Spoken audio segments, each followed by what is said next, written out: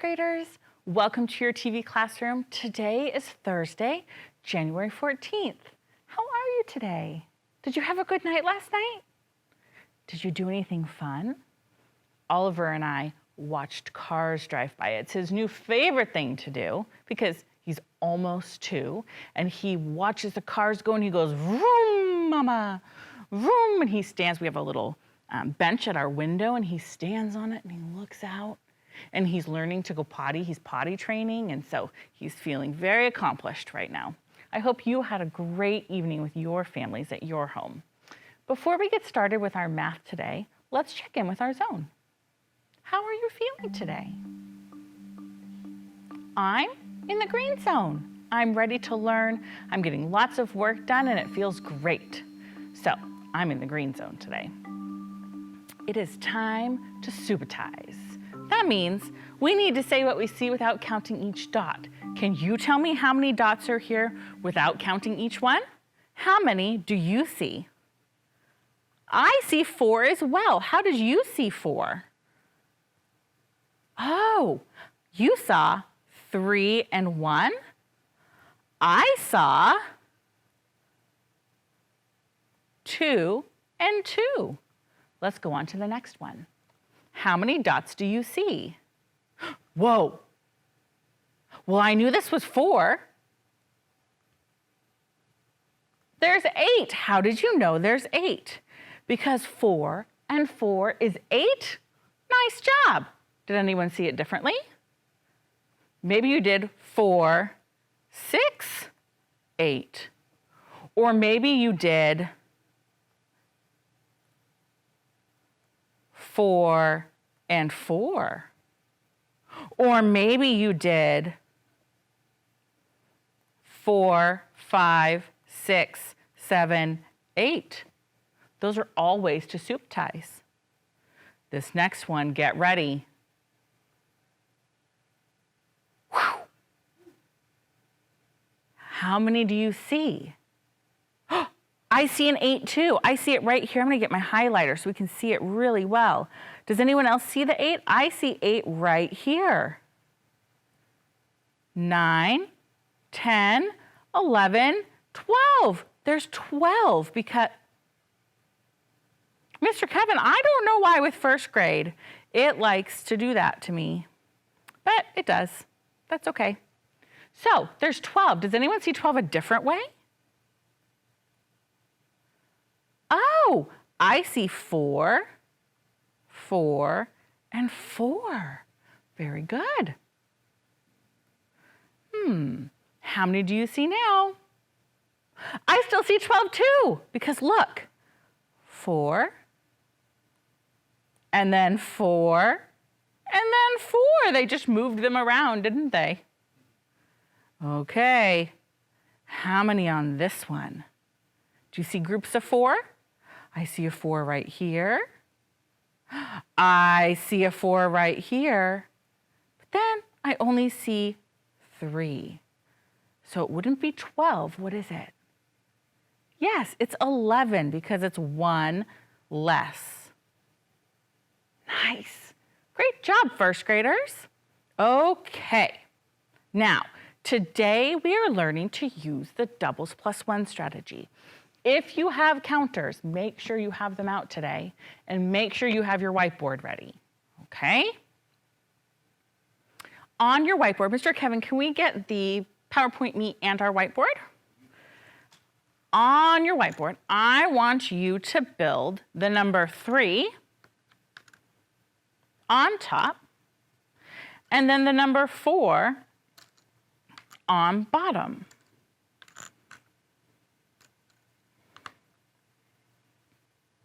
Now, I color-coded this so you could see something.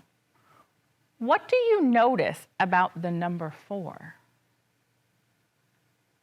Yeah, it's like 3's being in disguise. It's like, I'm going to disguise myself in the number 4. You must find me, right? Look, there's a 3, and 1 more makes 4. That means if we know 3 plus 3, then we can figure out 3 plus 4. It's just 3 plus 3 and 1 more? Look right here. What is 3 plus 3? It's 6. And 1 more is 7. 6, 7.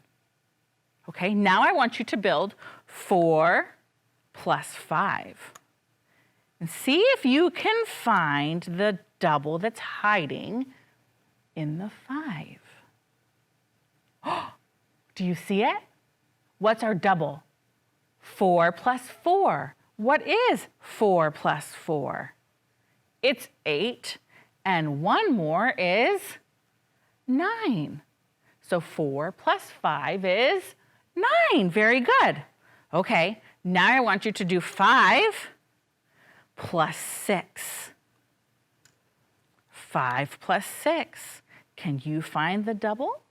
When your two addends are one number apart, 5 and 6, 4 and 3, 1 and 2, 7 and 8, 9 and 10, 11 and 12, they're one apart, there's a hidden double. What is 5 plus 5? 10, and 1 more is 11. So 5 plus 6 is 11. That is doubles plus 1. Okay, you reset your board. 8 horses run in the field. 9 horses stay in the barn. How many horses in all? Well, what's happening in this problem? Yeah, there's a farm. 8 of the horses are in the field. Do you see them running around? And 8 horses are taking a rest in the barn. Okay, what are we trying to figure out? What's the question we're trying to answer? How many horses in all? We want to know how many horses does the farm have all together? What information do we know that's going to help us solve this? We know that there are 8 horses that are in the field and 9 horses are in the barn. Let's see if we can figure out a model to figure this out. We have horses that are where? In the field. And we have horses, actually the field has less horses than the barn. And then we have horses that are in the barn. How many horses are in the field? 8. How many horses are in the barn? 9. What should we do to figure it out? Yeah, we should count it all up. When we put 2 parts together, what do we call that? Adding. 8 plus 9 equals, we don't know yet. So let's build it. Let's build 8 on top. You building with me or drawing? You could draw it if you don't have counters to build. 5, 6, 7, 8, and then I'm going to build 9. And I'm trying to find that hidden double, so I'm using the same color until there's no longer a match. 6, 7, 8, 9. Do you see it? I see it. Do you see it? What's our hidden double? Yeah, 8 plus 8. What is 8 plus 8? 16. And 1 more is 17. So 8 plus 9 is 17. Friends, you didn't have to do this. 8, 9, 10, 11, 12, 13, 14, 15, 16, 17. Or you didn't have to do this. 1, 2, 3, 4, 5, 6, 7, 8, 9, 10, 11, 12, 13, 14, 15, 16, 17. You know what I'm talking about, right? Where you start using your toes and then you forget. And the reason we don't want to do that is because it's not efficient and we might be inaccurate. And then we might get the problem wrong and not realize, or we get frustrated because you just can't keep track of all those numbers. So doubles plus 1 is very helpful. You did it. Let's look at what they did to solve this problem. We'll go just to the PowerPoint, Mr. Kevin. So they did find 8 plus 9, use doubles plus 1 to find the total. Is that what we did? Theirs looks a little different because they used cubes. But look, they did 8, and then they did 9 as 8 and 1 more, just like I did. And they did 8 plus 8 was 16 and 1 more. So 8 plus 9 is 17. There are 17 horses in all. We did it the same, and we got the same answer. That's fantastic. Let's go on to the next problem. It said, how was our way similar to this way? Well, Mr. Kevin, could we bring both up really quick? I'm sorry. Let's take a look at the way we did it versus the way that they did it. Well, they didn't do this part on the top, did they? This was helping us make sense of the problem before we even solved it. We wanted to make sure we understood what we were doing. It's called bar modeling. It's creating a model to understand. And then we use manipulatives like they did. They used cubes, we used counters. We also did finding the double and then adding the extras. So pretty much they're the same. The only thing that's different is we used a different manipulative, but that didn't really change anything. And we did the model before to make sure we knew if we were adding or subtracting. Let's look at Buzz. Buzz says 6 plus 5 equals 10. Is he right? Well, let's build it and let's see if he's right. You might have an idea. I want you to think about right now. Do you think Buzz is right? 6 plus 5 equals 10. 6 plus 5 equals 10. That's what Buzz is saying. So let's do our 5 or our 6 on top. And then our 5 on bottom.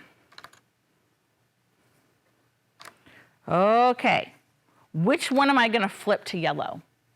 In the 5 or the 6? Yeah, in the 6. Okay, so now what do you see? Oh, 6 is the same as 5 plus 1. So 5 plus 5 is 10, and 1 more is 11. Wait a minute, let's look at what Buzz did. Let's look at just the PowerPoint slide. And it says over here, it says 6 plus 5, and then Buzz circles the 5 and does 5 plus 5 equals 10. Do you see where Buzz made his mistake? What did Buzz forget to do? Buzz didn't add in the extra 1. You can't leave it off. He just did the double. He didn't do the plus 1 part. Oh, Buzz. So now we have 7 friends sing and 8 more join. We're going to do 7 plus 8. This time we're going to draw. Draw 7 on top. Okay? And then we're going to do 8.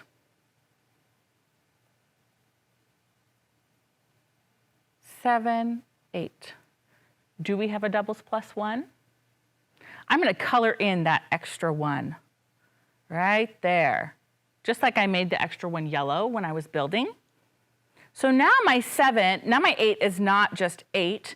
My 8 is 7 and 1, right? I have 7 empty circles and 1 dark circle.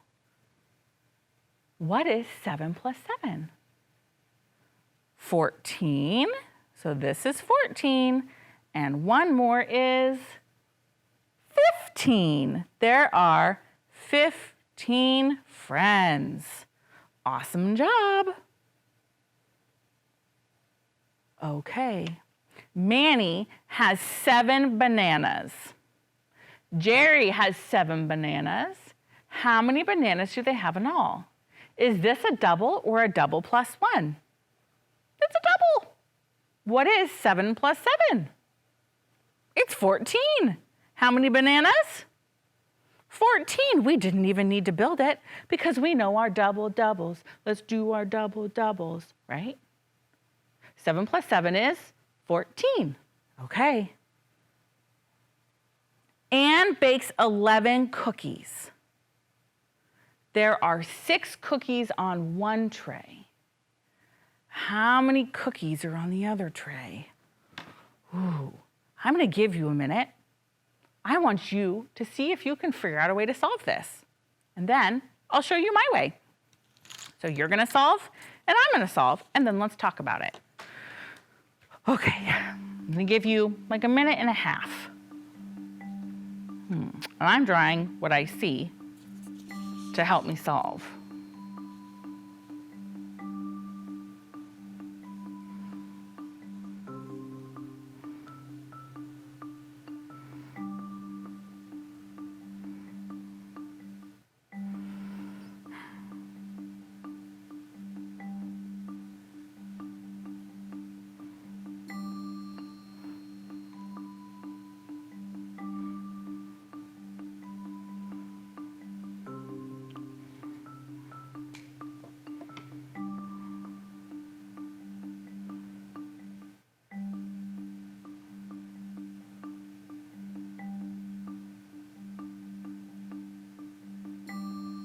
These cookies look like the one Oliver made yesterday.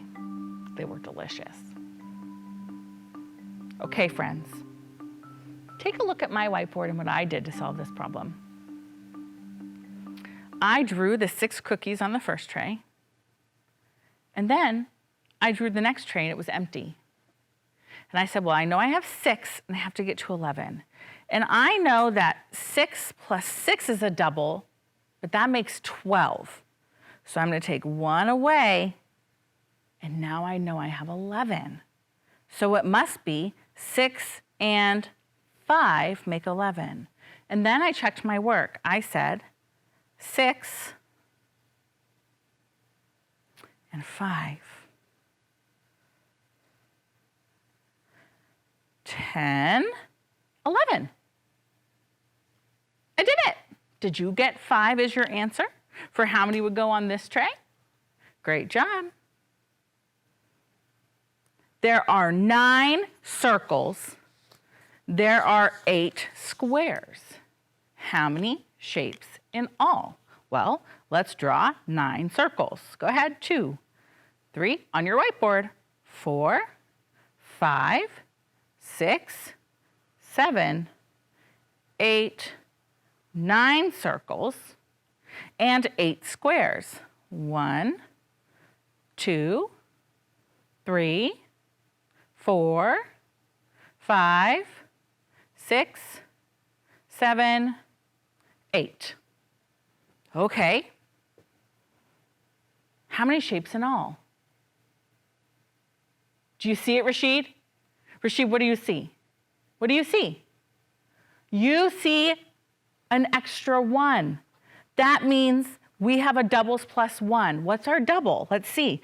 1, 2, 3, 4, 5, 6, 7, 8.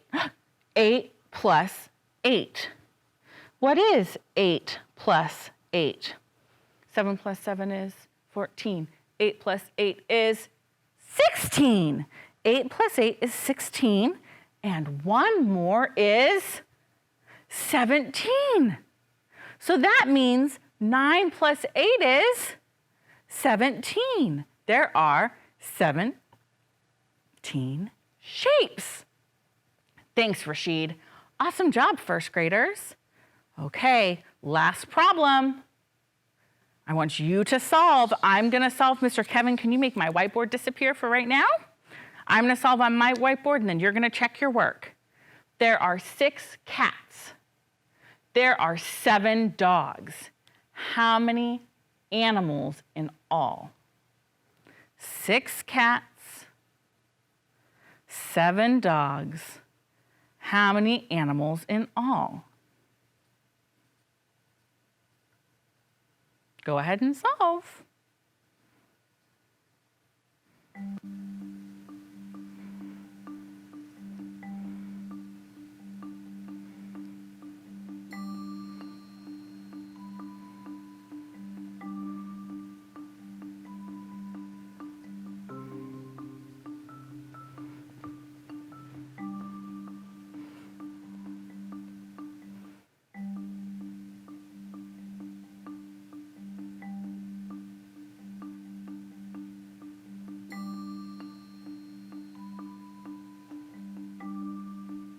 Okay, friends, take a look. I did 6 on the top, 7 on the bottom. And I realized the 7 had 1 more than the 6. So I found my double. 6 plus 6 was 12, and 1 more made 13. So there are 13 animals in all. Nice job today, first graders. Now, for your assignment today, you're going to practice using doubles and doubles plus 1. You're going to do page 289 and 290 in your math workbook. Today we learned to use the doubles plus 1 strategy. Did we model the problems? Yeah, we did it with counters and with pictures. Did we identify the hidden double? Yes, we did. Did we find the sum? And did we explain how it worked? We did, first graders. Nice job. Kiss your brains. Now, before you go, you're going to want to make sure that you have your whiteboard and marker and your learning buddy ready to go for your learning with Miss Oslin. You're going to have a break so you can take care of your needs. And when you're done with your break, you will get learning time with Miss Oslin, and I will see you tomorrow, first graders. Have a great day. Bye.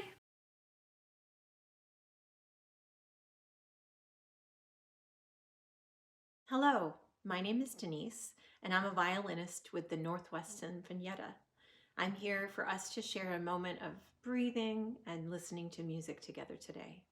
Let's start by getting centered by taking a few breaths together. We're going to inhale to a count of 4, and then we're going to hold our breath for 4 counts, and then we'll exhale to a count of 4. Get comfortable, relax your shoulders, maybe roll your head side to side once or twice, and let's inhale.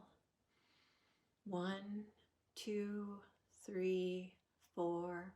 Now hold your breath. 1, 2, 3, 4, and exhale. 1, 2, 3, 4. Let's do that one more time. This time I won't count aloud. We can all count in our heads, and if you like, go ahead and close your eyes. Ready?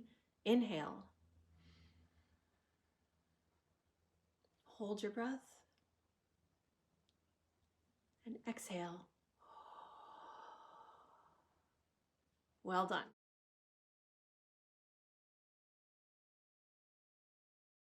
I'm going to play a piece called Fairy Tales for you by the composer Ignatius Sancho. He lived from 1729 to 1780. If you think of fairy tales, what comes to your mind? Maybe magical creatures or talking animals or kids off having adventures. What feelings get stirred up in you by those stories? And how would you express those feelings in music? Do you think the music would be slow and quiet with long singing tones? Or maybe it would be light and fast, like sounds of laughter and dancing? Listen to this piece and notice what kind of feeling Ignatius Sancho expresses with his music.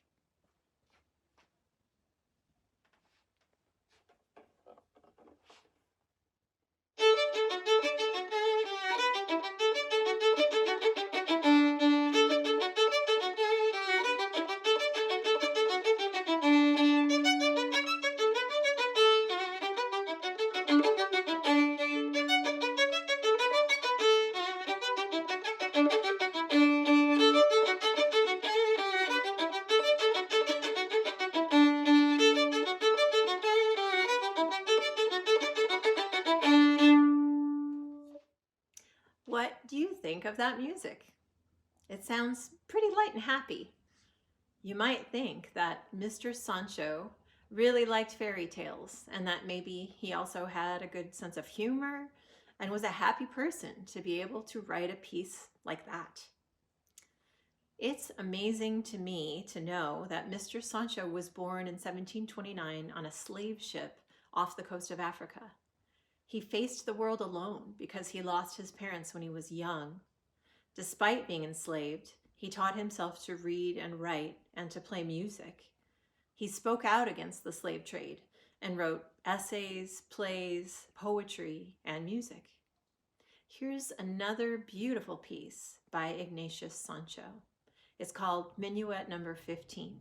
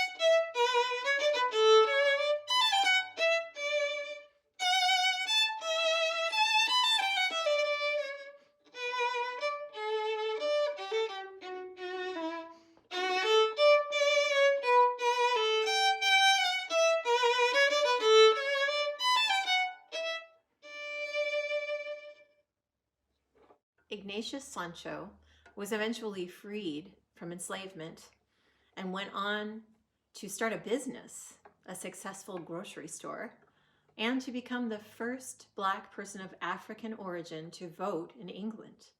He was also the first Black composer to have his music published.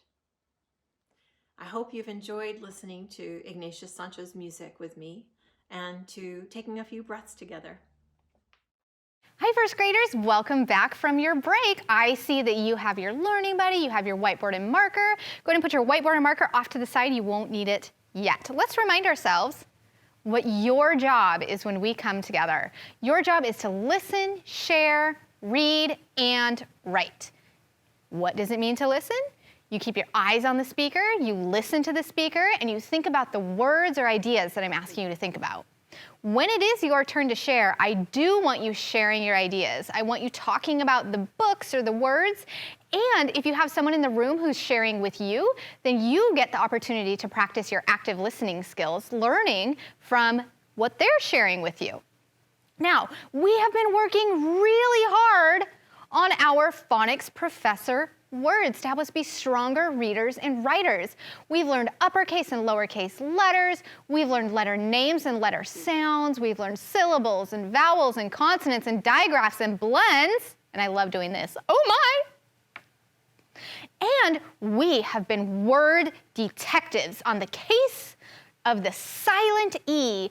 We know that the silent E is at the end of a word.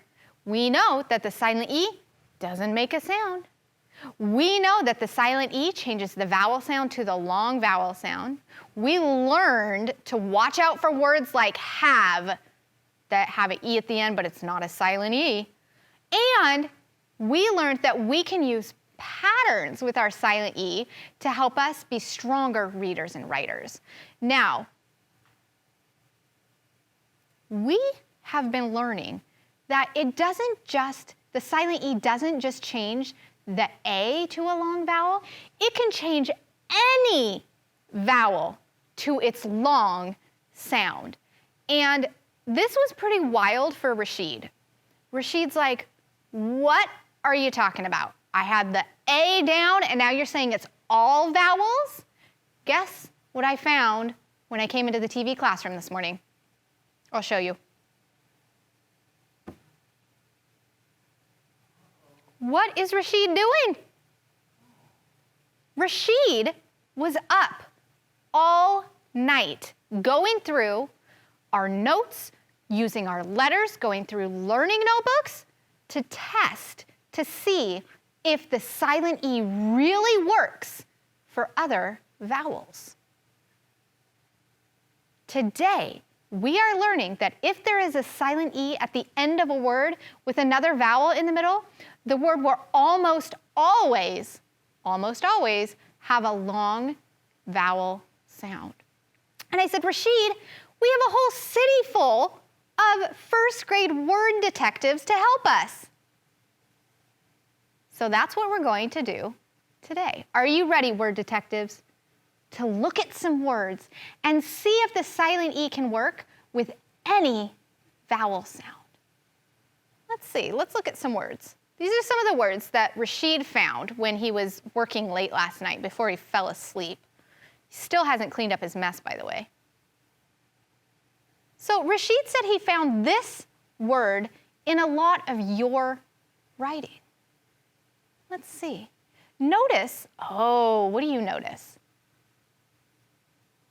There's no A. What's the middle vowel?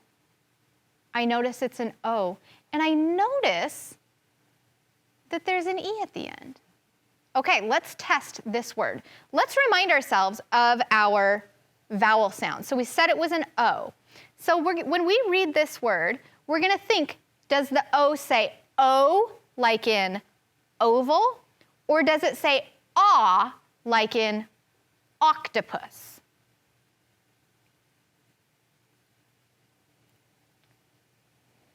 Let's read this word really slowly. Here, let me get my highlighter. Here we go. We're going to read it slowly and listen for the vowel sound in this word. Oh, home,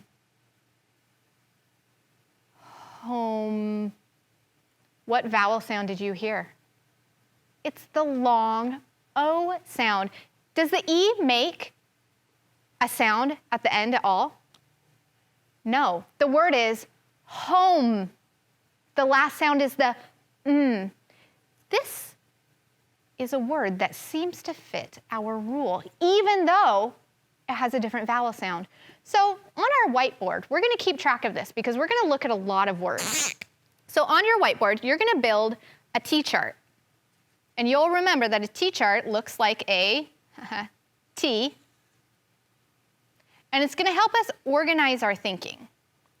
On one side of our T-chart, we're going to have a check mark. And that means, yes, it fits the rule. The other side is going to have an X, and that means, nope, doesn't work. So the word home, does it fit the rule or not fit the rule? It fits the rule, so we're going to write it on this side. Now I want you to do the same on your whiteboard. Make your T-chart, ding, ding, ding, wah, wah, and then write the word.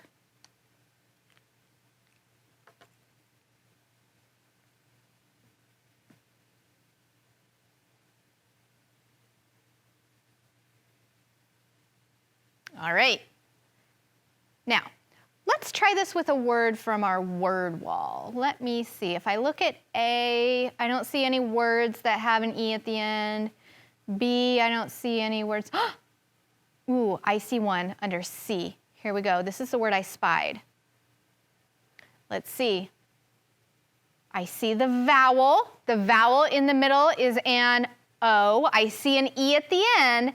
Let's check to see if this word has a long O sound. And I'm going to make sure that I'm going to get a different color so we can see this better as we run a highlighter under the word. And let's read it really slowly. Well, read this word. It's come. It's a snap word. We know it like that. Now, let's look really closely as we read it. That one's not working either. Let me do a pen. And I'm going to do white. Here we go.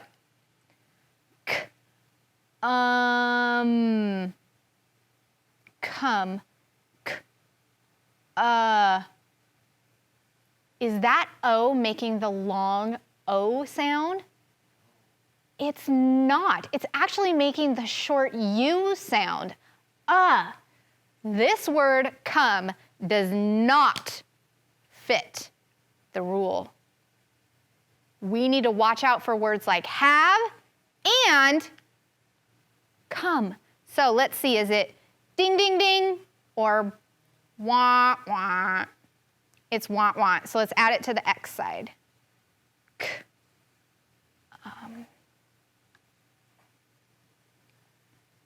What other word could we add to the wah, wah side?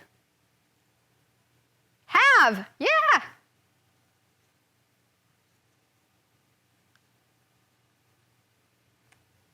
Okay, let's look at some other words.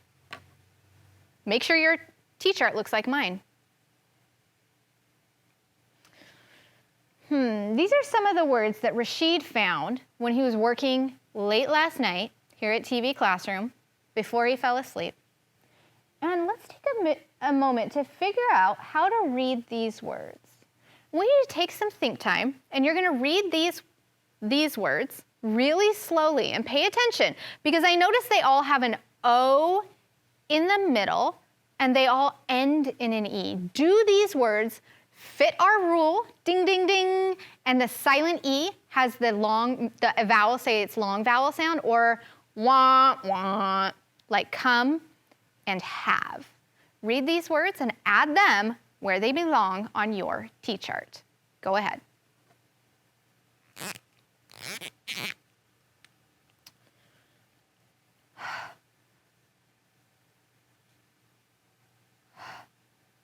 Ope, hope, O, silent E, yep, ding, ding, ding.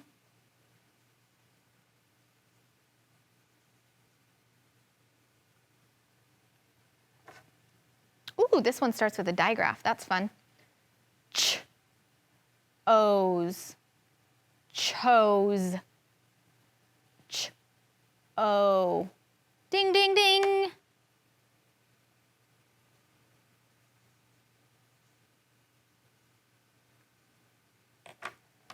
Ooh, this one starts with a blend.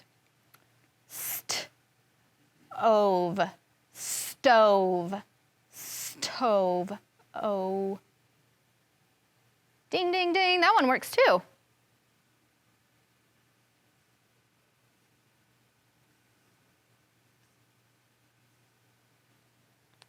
Home, hope, chose, stove, come, have. Okay. Did you say the words closely or slowly? Did you listen to that vowel sound? They all fit the rule. Wow, Rashid, you were busy. All right. Now, we have some pictures here. And what I want you to do is look at the pictures and see which ones we can add to our chart. Now, before I have you actually do that, let me tell you what the pictures are, because I'm going to be honest, I was looking at some of these and I was thinking, I don't know what that picture is. So,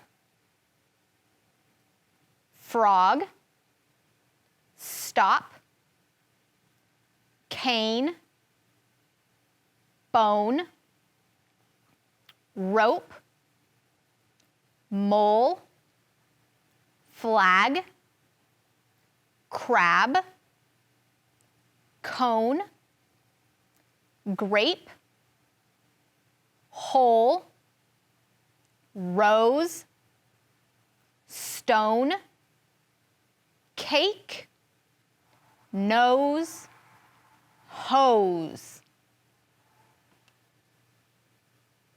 You might have noticed not all of these words have a long vowel sound, so they wouldn't go anywhere on our chart. So let's see, I'm going to notice, I'm going to start with rope, rope, rope. I hear a long O sound in rope, so I'm going to add it to this side. Rope. Let's see, what other one? I'm going to do stone. Own. Stone. I hear a long vowel sound. St. Own. Don't forget the E at the end. Now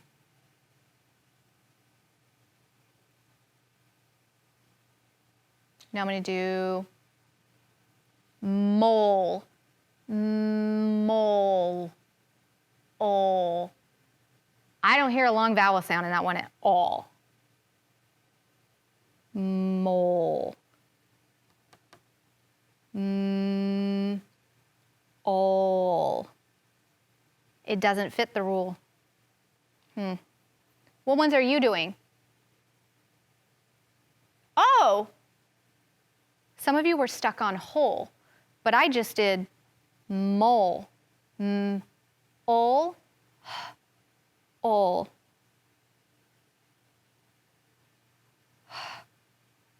Ol.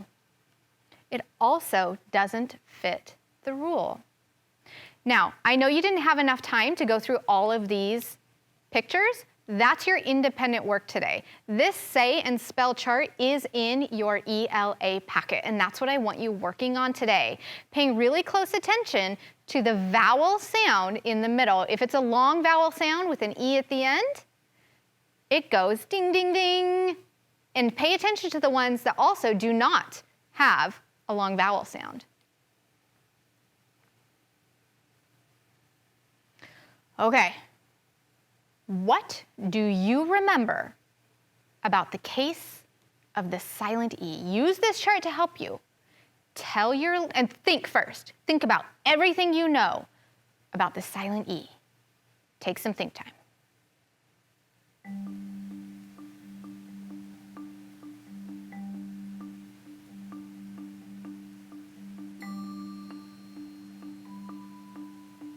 Turn and tell your learning buddy everything you remember. Rashid. Okay, silent E. The E is at the end. The E doesn't make a sound. We know that it can make any vowel sound say its long vowel sound almost all of the time, but we won't get tricked by words like come, have, mole, and whole. And oh, that's right. We can use patterns with a silent E to read and write new words. First graders, today we learned that if there is a silent E at the end of the word and another vowel in the middle other than A, the word will almost always have the long vowel sound. Not always though, so pay really close attention and read really slowly through words with a silent E. You're also, when you're reading today, going to be thinking about fiction texts, paying close attention to what the author and the illustrator have done with their characters. Thinking about that in fiction, characters have problems and emotions just like you and I. How do they solve those problems? Are they solved in a way just like you would? Think about that during your independent reading today. You're also going to take time to practice reading your word wall. Pay close attention to words that have a silent E at the end. And you'll remember you can read your word wall loud like a monster, scary like a witch, squeaky like a mouse, whisper like a secret, or invent your own. And if it's okay with you and it's okay with your adult, you can ask them if they can record you reading your word wall, and you can send it to us here at TV Classroom, and we will share it with other first graders in Tacoma. You could also write it down and send it to us in the mail. And our address, there's our email address if you want to email it to us, or if you put it in the mail, that address comes up at the end.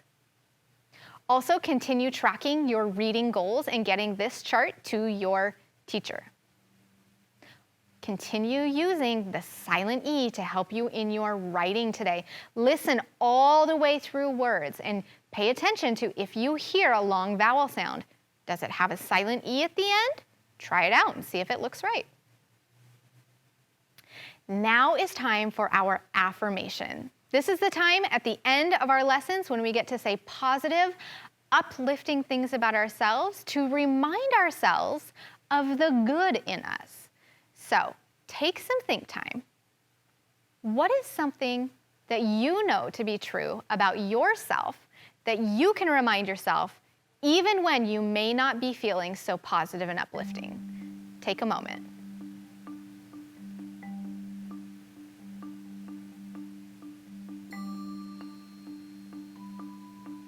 I have mine. I'm going to remember that I can be respectful.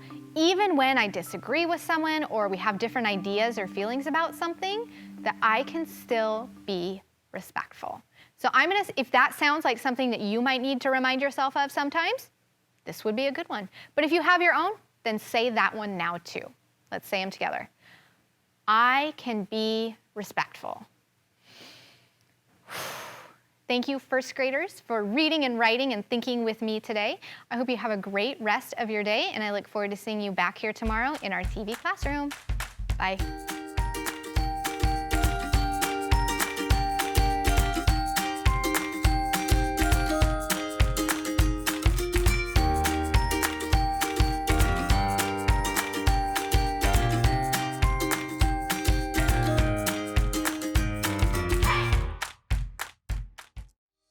Hey kids, we want to see your work. Just send your pictures and your stories to TV Classroom, 601 South 8th Street, Tacoma, Washington, 98405.